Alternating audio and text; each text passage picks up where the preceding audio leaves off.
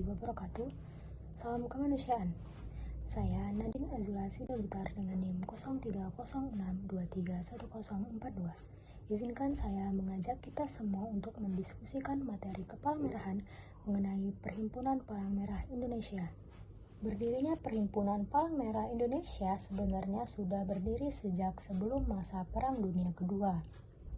Tepatnya pada tanggal 21 Oktober 1873, pemerintah kolonial Belanda mendirikan organisasi Palang Merah di Indonesia dengan nama Het Nederlands Indische Rode Kruis atau NIRK, yang kemudian berubah menjadi Nederland Rode Kruis Afdeling Indi atau NERKAI. Seiring dengan pergeseran waktu, timbul semangat untuk mendirikan PMI tepatnya di awal 1932. Rencana pendirian tersebut dipelopori oleh Dr. R.C.L. Senduk dan Dr. Bahter Johan.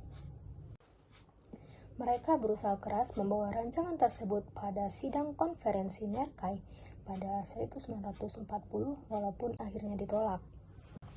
Dengan sangat terpaksa, rancangan tersebut disimpan untuk menanti kesempatan yang lebih tepat.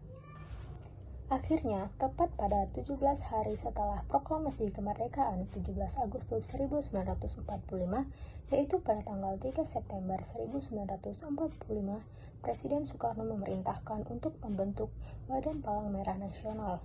Akhirnya, pada tanggal 17 September 1945 terbentuklah PMI yang diketuai oleh Dr. Andes Muhammad Hatta yang saat itu menjabat sebagai Wakil Presiden Republik Indonesia.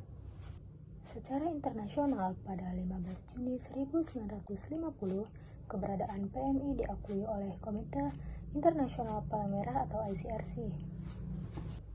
Setelah itu, PMI diterima menjadi anggota Perhimpunan Nasional ke-68 oleh Liga Perhimpunan Palang Merah pada 16 Oktober 1950. Selanjutnya adalah asas dan tujuan PMI. PMI berasaskan Pancasila, sedangkan tujuannya adalah untuk membantu meringankan penderitaan sesama manusia apapun sebabnya, tanpa membedakan ras, agama, suku, dan afiliasi politik. Selanjutnya adalah kegiatan PMI. Yang pertama, diseminasi nilai-nilai Palang Merah dan Hukum Perikemanusiaan Internasional atau HPI. Yang kedua, ada penanganan bencana. Yang ketiga, pelayanan sosial dan kesehatan masyarakat. Yang keempat, ada pembinaan PMR dan relawan. Dan yang terakhir, pelayanan transfusi darah. Dasar hukum PMI. Keberadaan Perhimpunan PMI dengan segala aktivitasnya di Indonesia mendapat pengakuan melalui yang pertama, Keputusan Presiden Republik Indonesia Serikat Nomor 25 tanggal 16 Januari 1950. Yang kedua yaitu Keputusan Presiden Nomor 246 tanggal 29 November 1963. Yang ketiga yaitu Peraturan Menteri Kesehatan Republik Indonesia Nomor 023 Birhub 1972. Selanjutnya Peraturan Pemerintah Nomor 18 Tahun 1980. Dan yang terakhir adalah Anggaran Dasar dan Anggaran Rumah Tangga. Anggaran dasar dan anggaran rumah tangga PMI diantaranya mengatur tentang nama, waktu, status dan kedudukan, asas dan tujuan, prinsip dasar, lambang dan lagu, pelindung, keanggotaan, susunan organisasi, kepengurusan, pembendaharaan, maupun pembinaan. Selanjutnya, saya akan menampilkan logo Palang Merah Indonesia beserta ketentuannya.